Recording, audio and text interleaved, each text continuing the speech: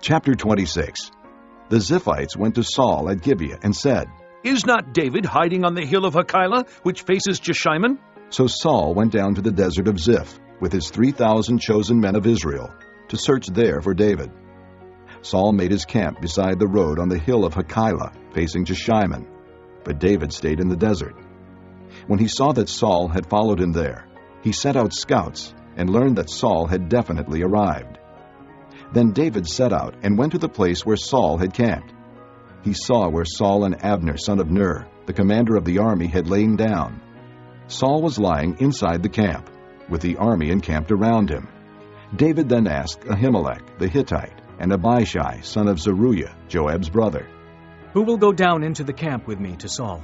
I'll go with you, said Abishai. So David and Abishai went to the army by night, and there was Saul, lying asleep inside the camp with his spear stuck in the ground near his head.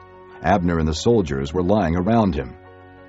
Abishai said to David, Today God has delivered your enemy into your hands. Now let me pin him to the ground with one thrust of my spear. I won't strike him twice. But David said to Abishai, Don't destroy him. Who can lay a hand on the Lord's anointed and be guiltless? As surely as the Lord lives, he said, the Lord himself will strike him. Either his time will come and he will die, or he will go into battle and perish. But the Lord forbid that I should lay a hand on the Lord's anointed. Now, get the spear and water jug that are near his head, and let's go. So David took the spear and water jug near Saul's head, and they left. No one saw or knew about it, nor did anyone wake up. They were all sleeping, because the Lord had put them into a deep sleep. Then David crossed over to the other side and stood on top of the hill some distance away. There was a wide space between them. He called out to the army and to Abner, son of Ner. Aren't you going to answer me, Abner? Abner replied, Who are you who calls to the king? David said, You're a man, aren't you?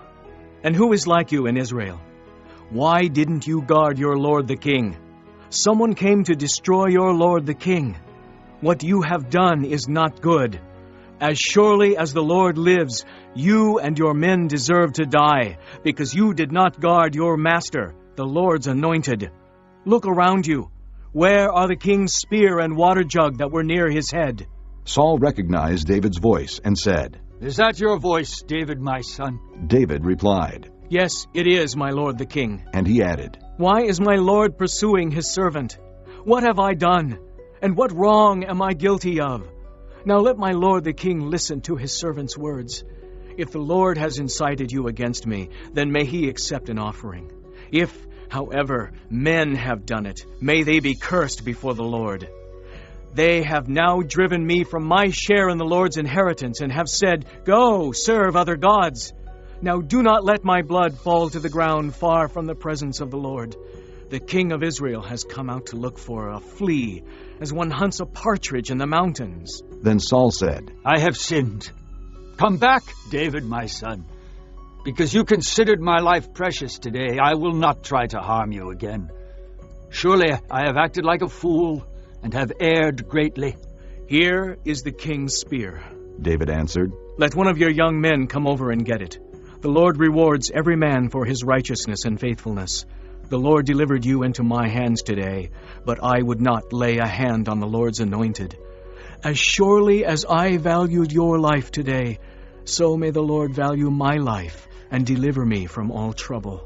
Then Saul said to David, May you be blessed, my son David. You will do great things and surely triumph. So David went on his way, and Saul returned home.